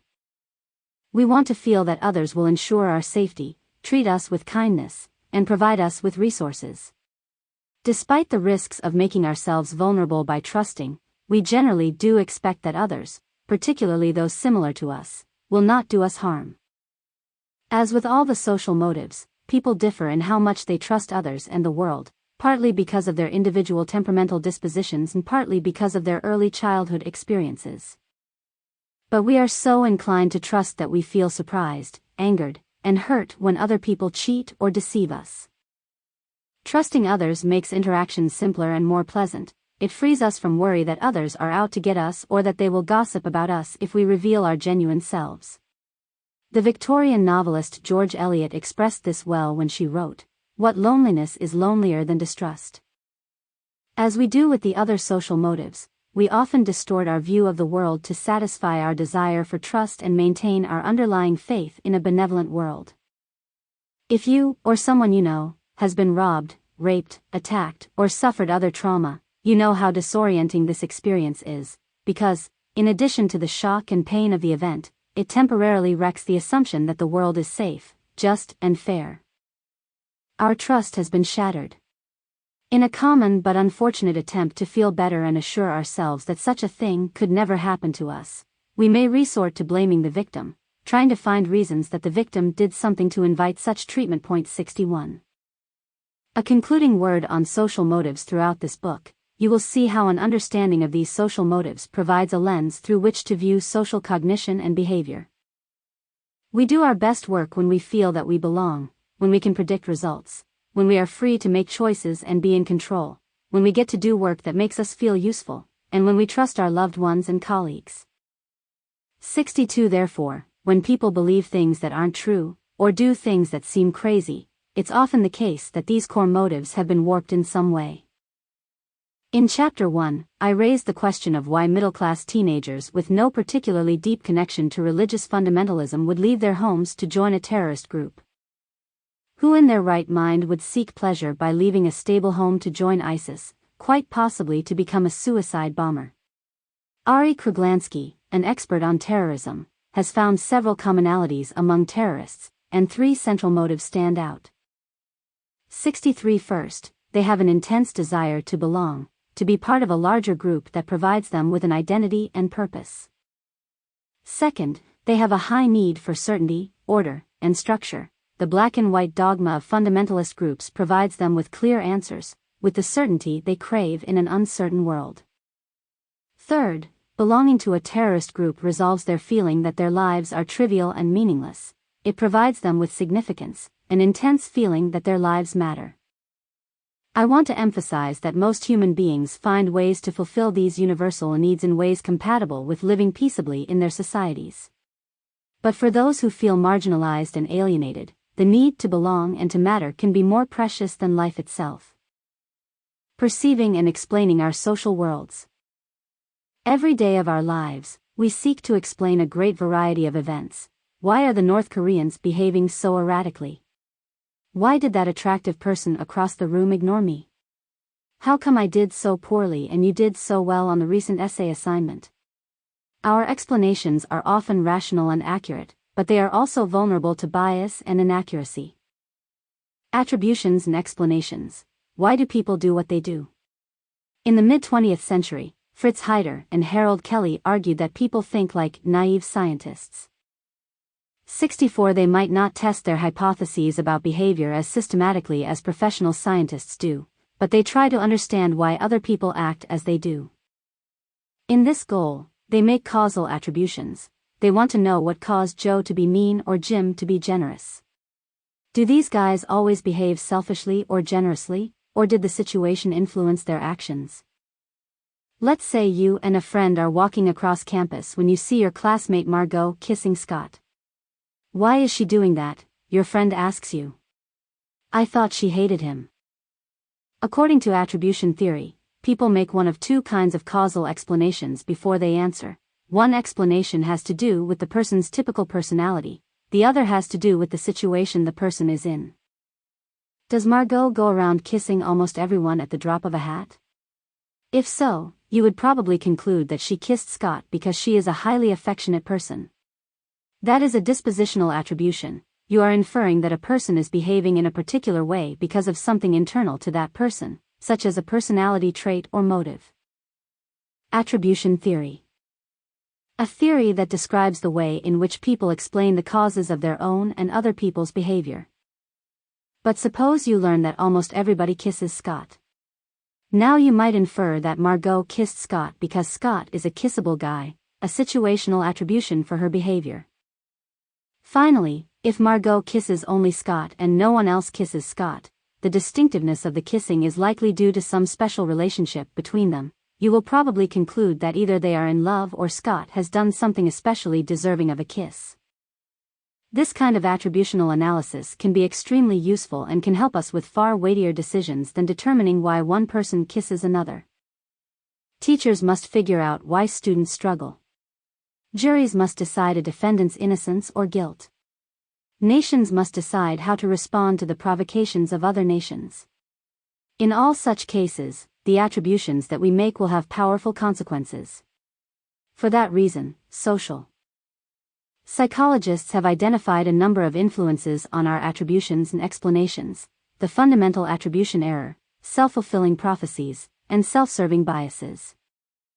The fundamental attribution error. The term fundamental attribution error refers to a human tendency to overestimate the importance of personality or dispositional factors relative to situational or environmental influences when describing and explaining why people do what they do. 65 If you try to explain why your classmate has stopped studying and is coasting through classes, you will probably reach for a reason in his or her personality: she's gotten lazy, or he's not as smart as I thought. As a result, though, you may come to believe that your classmate just is that way consistently, rather than temporarily suffering from an external problem, such as a parent's illness. Fundamental attribution error. The tendency to overestimate the general importance of personality or dispositional factors relative to situational or environmental influences when describing or explaining the cause of social behavior. One critical aspect of the situation is the social role we happen to be playing at any given time. A clever experiment by Lee Ross, Teresa Amabile, and Julia Steinmetz illustrates how we underestimate the power of roles in explaining behavior. 66 They set up a quiz show format in which they randomly assigned participants to one of two roles: a questioner, whose task was to prepare difficult questions for a contestant, whose task was to answer them. An observer watched this simulated quiz show and then estimated the questioner's and the contestant's general knowledge. Try to put yourself in the role of the observer. What do you see? You most likely will see one very smart, knowledgeable person and one rather dim-witted, ignorant person. But notice how these two roles constrain the behavior of the participants. The questioner will strive to come up with difficult questions based on esoteric knowledge. In what baseball park did Babe Ruth hit his second-to-last home run? What is the capital city of Lithuania? And what is the date of Thomas Jefferson's death? By simply asking these questions, the questioner looks smart. The poor contestant is faced with answering them and is bound to miss plenty of them, making him or her look a little dumb. And that is exactly what Ross and his colleagues found. The observers felt that the questioners were far more knowledgeable than the contestants. However, since everyone was randomly assigned to their roles, it is extremely unlikely that all of the questioners were actually smarter and more knowledgeable than all of the contestants. And here is the kicker: even though the observers knew that the participants had been randomly assigned to these roles, they nonetheless failed to acknowledge the impact of these social roles in making their judgments about the quiz show participants. They fell smack into the trap of attributing what they saw to personal dispositions. The fundamental attribution error has consequences in our personal, romantic lives, too. If your partner does something thoughtless, for example, you could make a dispositional attribution or a situational attribution. Guess which attribution leads to happier relationships? Attributions also underlie beliefs about social issues and their solutions. Many Americans regard a person using food stamps at a supermarket as being unwilling to work. If she just tried harder, she could get a job. Or they might say a convicted burglar must be a terrible, heartless human being. Both descriptions could be accurate, but they blind us to the possibility that we are making the fundamental attribution error. Many factors other than personality traits can explain why a person is poor or commits a crime, including lack of job opportunities, illiteracy, an economic recession, or growing up in a dysfunctional family. I am not saying that criminals shouldn't be held accountable for their actions. And I am definitely not saying that dispositional factors such as laziness, heartlessness, or viciousness don't exist. They do. But focusing on personal rather than situational factors will result in different policies for reducing poverty and crime. The attribution, "this criminal is inherently evil," will lead us to support policies of spending more money on prisons and doling out longer, crueler prison sentences. Perceiving the causes of crime as due largely to unemployment, poor role models, and illiteracy will result in policies like increased spending for better schools and tax credits to businesses that invest in poverty-stricken areas. At the very least, our knowledge of the fundamental attribution error should alert us to the possibility that our attributions may not always be correct. By directing us to consider situational forces, it reminds us that we ourselves might be caught in situations that cause us to behave badly. We should take seriously the motto of the English Protestant reformer John Bradford, "There, but for the grace of God, go I." Attributions for success and failure, and the self-fulfilling prophecy of all the attributions we make, those about success and failure are among the most important, because they affect our sense of control. When children have trouble in school or fail their tests, the explanations they tell themselves and others about the reasons will determine whether they continue to fail, or eventually succeed. When we make dispositional attributions for performance, we locate the cause inside of us, blaming success or failure on our personalities, abilities, or effort. When we make situational attributions for the same thing, we locate the cause in the difficulty of the task or the conditions under which the task was performed. If you fail a math test, you can conclude that your failure was caused by something internal, in you or external. Over time, people develop a habitual pattern of explaining their successes and failures, and this pattern, called their explanatory style, affects their sense of control and emotional well-being. 67 people who have a pessimistic explanatory style are relentlessly gloomy, because they think that the cause of their troubles permeates their lives, can't be changed, and will haunt them forever. People who have an optimistic explanatory style attribute unfortunate events to causes that are external, situational, and within their control. Yeah, they might say, "I blew that particular math test, but I can study harder next time and get better. Besides, that was a really hard test, and I did well on my other exams." You can see how these attributions can lead to full-fledged narratives that set us up for future success or failure. The mechanism creates a self-fulfilling prophecy, which occurs when we act on our initial attribution of our behavior and then behave in a way to confirm it. "I failed that test, so I'm stupid. Therefore I won't study. Therefore, I will fail. See? I told you I was stupid." But we could also create a positive self-fulfilling prophecy. "I failed that test, so clearly I didn't work hard enough. Therefore, I will study harder and make sure I understand the material. Therefore, I will do better. See? I told you I could." Self-fulfilling prophecy. The process that occurs when people have an expectation about what another person is like, which then influences how they act toward that person, and causes that person to behave in a way that confirms those people's original expectations. Self-fulfilling prophecies apply to our attributions about other people, too. We think they are stupid, so we treat them as if they are stupid, and then they behave in ways to fulfill our prophecy that they are stupid. In a classic experiment that illuminated this sad cycle, Robert Rosenthal and Lenore Jacobson 68 planted a false stereotype in the heads of schoolteachers, and the resulting attributions that the teachers made about their students influenced how well the children did. In this study, the experimenters first gave an IQ test to all the children in an elementary school. After the tests were scored, 20% of the children from each class were chosen at random. The teachers were informed that the test had indicated that these students were the bloomers, on the verge of making significant intellectual gains over the coming year. This completely false information gave the teachers a positive expectation about some of their students. Then the researchers simply sat back and watched. At the end of the year, they administered the IQ test again. Overall, all the children made considerable IQ gains over the year, yet those labeled as bloomers made significantly larger gains than the children not labeled bloomers. Apparently, the teachers, believing that the bloomers would bloom, paid more attention to them, treated them more respectfully, and made the children feel more confident of their abilities. In turn, the children fulfilled the teachers' positive expectations. This effect was primarily found in first and second grades, which suggests that children are particularly susceptible to their teachers' expectations of them when they are new to school and their academic self-concepts are still forming. In later grades, the score differences were smaller or non-existent.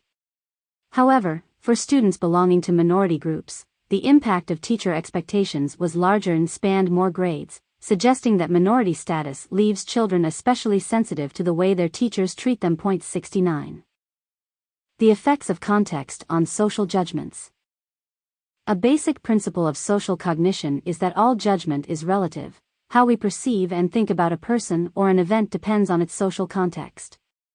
Social context is a pretty big term, though, so here I want to explore some ways that the outside world gets into our minds and influences the way we make decisions and explain behavior. Contrast effects and social comparisons. An object can appear to be better or worse than it is, depending on what we compare it with. Most salespeople implicitly understand this, and some act on it. Let me take you house shopping with a real estate agent. The first stop is a tiny 2-bedroom house sitting on a smallish lot.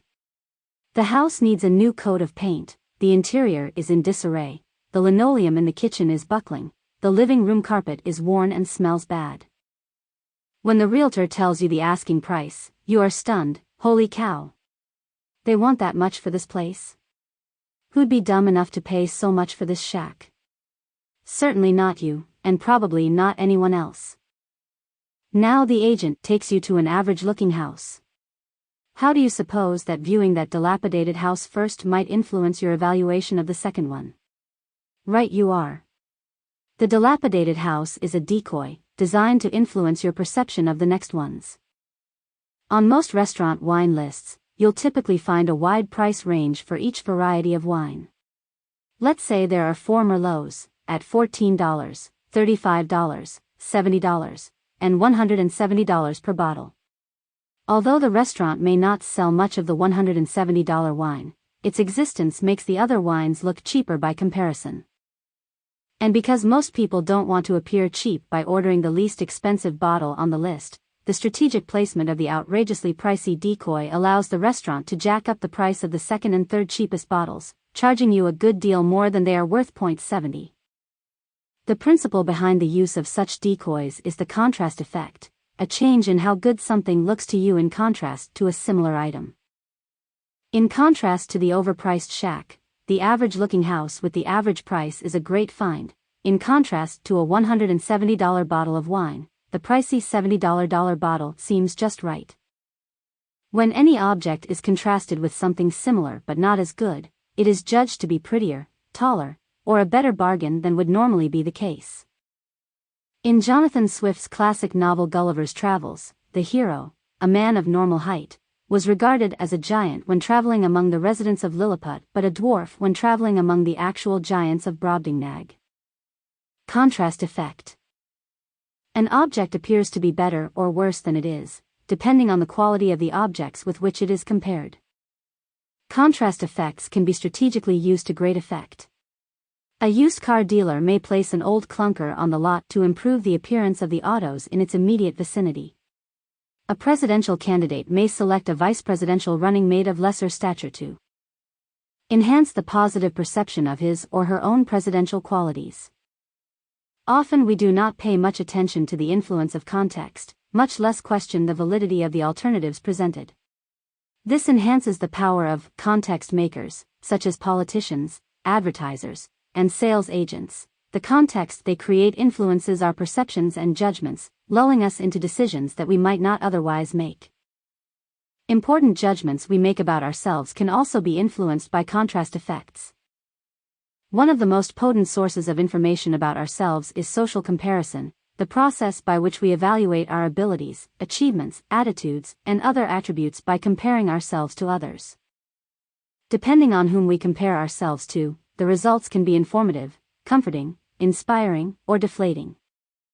That's why many high school valedictorians experience a dip in self-esteem when they arrive at an elite college and find themselves surrounded by other former high school valedictorians. No longer the smartest kid around, they can feel unintelligent merely by being average in the new context. 71. Similarly, when young women look at images of models in the media, they later rate themselves as less attractive than if shown images of more average-looking women. 72. And many people suffer from the Facebook blues, the vague depression that follows from checking on friends and learning how perfect their lives are, or seem to be with all those vacations they take, the cute puppies they have, their perfect families, the parties, etc. 73. Social comparison. The process by which we evaluate our abilities, achievements, attitudes, and other attributes by comparing ourselves to others. Sonia Lyabomirsky once observed that social comparisons are primarily to blame for feelings of inadequacy and discontent.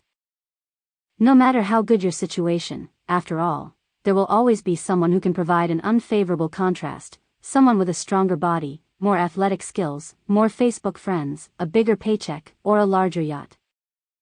Social comparisons cannot be avoided, they arise automatically and effortlessly. When she compared the social cognitions of happy and unhappy people, Lyabomirsky found that the happiest people evaluate themselves not by paying attention to what other people are doing but by tuning into and consulting their own internal standards of success. 74. We can also avoid painful comparisons with others by cultivating what Carol Dweck calls a growth mindset, the belief in the human ability to grow and the commitment to self-improvement. We can, she says, learn to see other people as sources of inspiration and knowledge rather than as opportunities to feel inadequate. 75. Schemas and priming the human effort to make sense of the world and explain other people's actions often runs into a wall of ambiguity, and faced with ambiguity, people will come up with different stories about what's going on. What influences the stories they tell? As cognitive misers, we are prone to organize and retrieve information by way of schemas, mental models of the world. Schemas can be stereotypes, categories, expectations, attitudes, and mindsets. While most of us within a culture have shared schemas, every individual develops habitual leanings in the way they construe social information. Our memories, feelings, and beliefs about ourselves and the world eventually form an integrated whole. Thus, some of us see the world through rose-colored glasses, while others see it in hostile or depressive terms. These schemas about ourselves lead us to interpret the world around us in characteristic and consequential ways.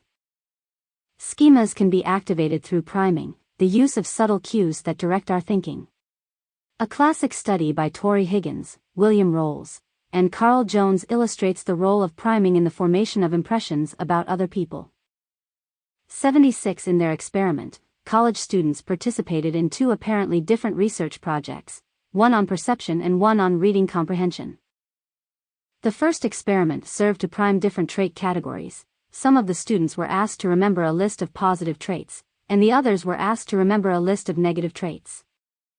5 minutes later, as part of what they were led to believe was an unrelated study of reading comprehension, students read a paragraph about a fictitious person named Donald and answered questions about him. Priming. A procedure based on the notion that ideas that have been recently encountered or frequently activated are more likely to come to mind and thus will be used in interpreting social events. The paragraph was ambiguous. It described Donald doing things that, depending on your point of view, could be interpreted as either adventurous or reckless, either self-confident or conceited, either independent or aloof, and either persistent or stubborn. The students then described Donald in their own words and rated how much they liked him. When the students had been primed by reading negative traits, they characterized Donald in negative terms and saw him as less likable than when they had been primed to think in positive categories. Most of the time, reality is like the Donald story, open to interpretation. Priming studies demonstrate that recent events or cues in the current environment can color our perceptions in predictable ways. In one study, police officers and juvenile probation officers read a story about a teenager whose race was unspecified, but who was alleged to have committed a crime. Half of the officers had been unobtrusively primed with words related to black people and the other half to neutral words. The first group judged the child to be older, more culpable, and more likely to get into trouble, and they recommended harsher punishment for him. Simply activating a racial schema set these professionals up to be biased in regarding the teenager as a troublemaker. 77 stories covered in the media also prime viewers to regard them as the most serious issues of the day. 78 By making certain issues and concepts mentally accessible, the media set the public's political and social agendas. As political scientist Bernard Cohen 79 observed, the mass media may not be successful much of the time in telling people what to think, but it is stunningly successful in telling its readers what to think about. The power of the primacy effect. Another way that the social context affects what people think is deceptively simple but quite effective. Put your best foot forward turns out to be excellent advice. The things we learn first about a person are especially influential. In an early experiment, Solomon Asch 80 had college students read descriptive sentences such as the following, and then rate the person described in each sentence. 1. Steve is intelligent, industrious, impulsive, critical, stubborn, and envious. 2. Steve is envious, stubborn, critical, impulsive, industrious, and intelligent.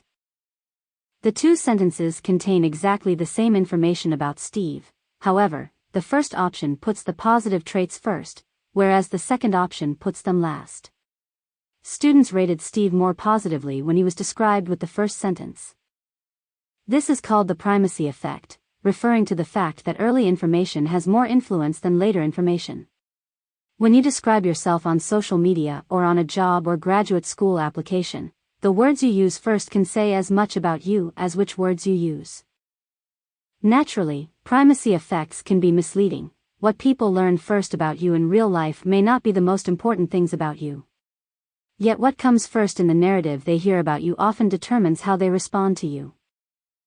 Thus, if you write in a job application that physics was your favorite subject in college, the employer is likely to come away with a somewhat different picture of you: scientific, studious, maybe a little nerdy.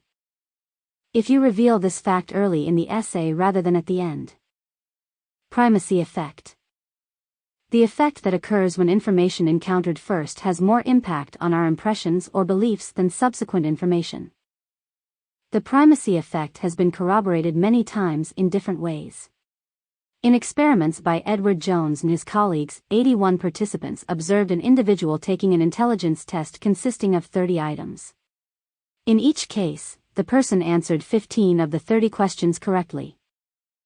However, sometimes the person started out hot, answering a lot of questions correctly at the beginning, and then declined in performance. At other times, the person started out slow, answering only a few questions correctly at first, and then answering most of the final items correctly. The students who started out hot were rated as being more intelligent than those who started out slowly, despite the fact that all of them answered the same number of questions correctly.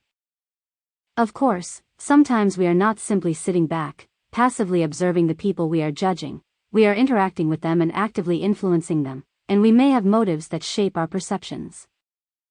Teachers judge the intelligence of their students, but they are also teaching and influencing those whom they are judging. An interesting exception to the primacy effect was discovered in an experiment by Joshua Aronson and Edward Jones, 82, in which college students coached performers who were trying to solve a set of anagrams. Half of the coaches were promised a reward if they could raise their performers' scores. The other coaches were promised a reward for improving their performers' ability to solve anagrams so that they would do better on anagrams in the future. During the coaching session, the performers followed a script. Half did extremely well at the beginning and then declined. The others started slowly and then improved. The total score was identical, only the pattern differed. Those coaches who were motivated to maximize their performers' score rated them as more intelligent when their early performance was good. That's the primacy effect at work. They wanted to help their students to do well and, after the first few trials, concluded that their students were intelligent, regardless of their later performance. But those coaches who were motivated to improve their performers' ability to solve anagrams rated as more intelligent those who started poorly but ended up doing well. In other words, they were more impressed with increases in performance than with a fast start. Such findings suggest that if teachers are invested in the long-term development of their students, they should resist making a snap judgment based on a first impression. The Aronson and Jones experiment demonstrates that primacy effects are not inevitable, particularly if we are motivated to pay careful attention.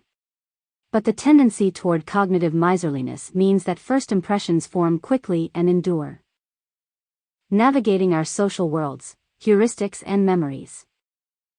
As I noted at the beginning of this chapter, we often rely on automatic processing, our intuition, to make sense of the flood of information that comes our way. To help us do this efficiently, our minds usually rely on heuristics, mental operations that provide rules of thumb that guide problem solving and making judgments. 83 heuristics require little conscious thought. We go through life, mindlessly applying them to the issue at hand. Usually, they are efficient shortcuts, but as with all human cognitive skills, sometimes they lead us astray. Heuristics. Mental shortcuts that provide general rules of thumb to guide problem solving and decision making. Let's look at 3 of the most common heuristics: the representativeness heuristic, the availability heuristic, and the effect heuristic. The representativeness heuristic: when we focus on surface similarities to make inferences, we are using the representativeness heuristic. We know that high-quality products are often costly, therefore, if something is expensive, we infer that it's better than something cheaper. My friend Oliver will always choose an expensive wine, assuming that he will like it better than a less costly one. He is using only one source of information from among the many others that he might have focused on. Similarly, when choosing a cereal, we're apt to rely on its packaging to infer how healthy it is. Lucky Charms comes in a red box adorned with a cartoon leprechaun sprinkling sugar that looks like twinkling stars over pink and purple marshmallow bits. But 100% natural granola comes in a box featuring a bowl of light brown cereal set against a wood grain background with stalks of unprocessed grains, and its name says natural. Is it healthier than Lucky Charms? Number 84 Consumer Reports found that young rats, which have nutritional requirements remarkably similar to those of humans, thrived on a diet of Lucky Charms, whereas a diet of 100% natural granola actually stunted their growth. The fine print on the box accurately reported all of its unhealthy contents, but the packaging itself falsely represented the contents as being healthy. That's the representativeness heuristic in action. The availability heuristic. The availability heuristic is the tendency to predict the likelihood of an event, or judge how risky it is, based on how easy it is to bring specific examples to mind. Do more people in the United States die from shark attacks or from falling airplane parts? Do more people die from fires or drowning? Who kills more Americans, terrorists or toddlers? The overwhelming majority of people answer at deaths from shark attacks and fires are more common than deaths from falling airplane parts and drowning. Yet both answers are wrong. And despite the widespread fear of terrorism in America, current statistics show that people are far more likely to be fatally shot by a toddler than to die in a terrorist attack. The wrong answers, however, are more available in our minds because of the vivid images we have seen or can imagine of scary sharks, terrorists, and fires. Whatever comes to mind most readily will intuitively feel more likely to occur, even if these events are rare. We mistake their availability in memory for their frequency in the world. Shark attacks may be rare, but they are terrifying and easy to visualize. Availability heuristic. A mental rule of thumb that refers to judgments that are based on how easy it is for us to bring specific examples to mind. Priming can increase the images that are available to us. If you ask people to estimate the number of violent crimes committed each year in the United States, you will get very different answers, depending on how much media they consume and what shows they watch. TV news is often based on the mantra, if it bleeds, it leads. The latest disaster, shooting, or other tragedy will start the show. Because crime and violence play such a dominant role in the media, often gruesomely depicted at that, viewers' cognitive availability of crime increases. That's why people who consume crime dramas and television news tend to vastly overestimate the crime rate. The more they watch, the more fearful they become. 85. The availability heuristic also affects how we see ourselves and the things we believe. If we can remember and process information fluently or easily, it seems truer to us than if we have to struggle to assess its veracity. In a simple demonstration, people who read arguments printed in a clear, easy-to-read font were more likely to believe what they read than those who read the same words printed in a blurry, hard-to-read font. 86 Statements that rhyme or roll off the tongue are judged to be truer than statements that say the same thing but are less felicitous. 87. And the more familiar we are with a statement or idea, the more available it is to us. Simply hearing a statement repeated over and over, even the basest lie, makes it more familiar to people, increasing their belief that if it is familiar, it must be true. The availability heuristic is usually benign and often useful, but it has a dark disadvantage when it leads us to decide what is true and right not based on a claim's logical merit but on its ease of retrieval. An unintended hazard of the internet is that everything from conspiracy claims to pseudoscientific medical advice, endlessly repeated, can flourish unchecked. As William James said in 1890, there is nothing so absurd that it cannot be believed as truth if repeated often enough. This observation was implemented by the Nazi propaganda machine and became known as the Big Lie. The effect heuristic. Do I like this person? How do I feel about that idea? Our feelings are valuable sources of information, so when we tap into our feelings to shape our evaluations of people or ideas, we are using an effect heuristic. If you're in a bad mood, you are likely to evaluate a job candidate more negatively than if you're in a happy mood. If something makes you aware of your good or bad mood before you make the judgment, however, your mood is less likely to influence your appraisal. 88. Our enduring feelings about people influence how we judge their actions. Anthony Prakanis once asked college students to identify which of two statements about former President Ronald Reagan was true. 1. Reagan maintained an A average at Eureka College. 2. Reagan never achieved above a C average at Eureka College. Few students actually knew what Reagan's college grades were. Their answers depended on their feelings about him. Students who liked Reagan were more likely to think he was an A student. Those who disliked him believed he was a C student.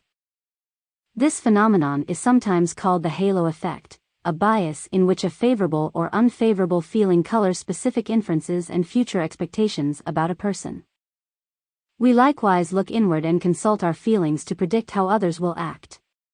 If we don't know the people involved, we usually assume that they will feel as we feel and do as we do, and that they will agree with us on any issue. The effect heuristic can be beneficial, for example, by allowing us to act quickly in an uncertain or dangerous situation. But it can also mislead us by preventing us from accurately assessing risk. One ingenious field study looked at how people in France responded to the "a mad cow" crisis that occurred years ago. Whenever newspaper articles reported the dangers of a mad cow disease, beef consumption fell during the following month. But when news articles, reporting the same dangers, used the technical names of the disease, Creutzfeldt-Jakob disease and bovine spongiform encephalopathy, beef consumption stayed the same. The alarming label caused people to reason emotionally and to overestimate the danger. And after all, the image of a mad cow, that placid creature running amok, is highly available cognitively. But during the entire period of the supposed crisis, only 6 people in France were diagnosed with the disease. 89. When do we use heuristics?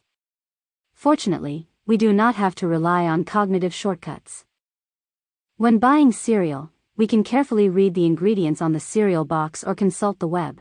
When we vote, we can carefully reason about an issue and study the record and accomplishments of a politician, and we can strive to avoid the confirmation bias by gathering evidence from impartial sources we don't normally rely on.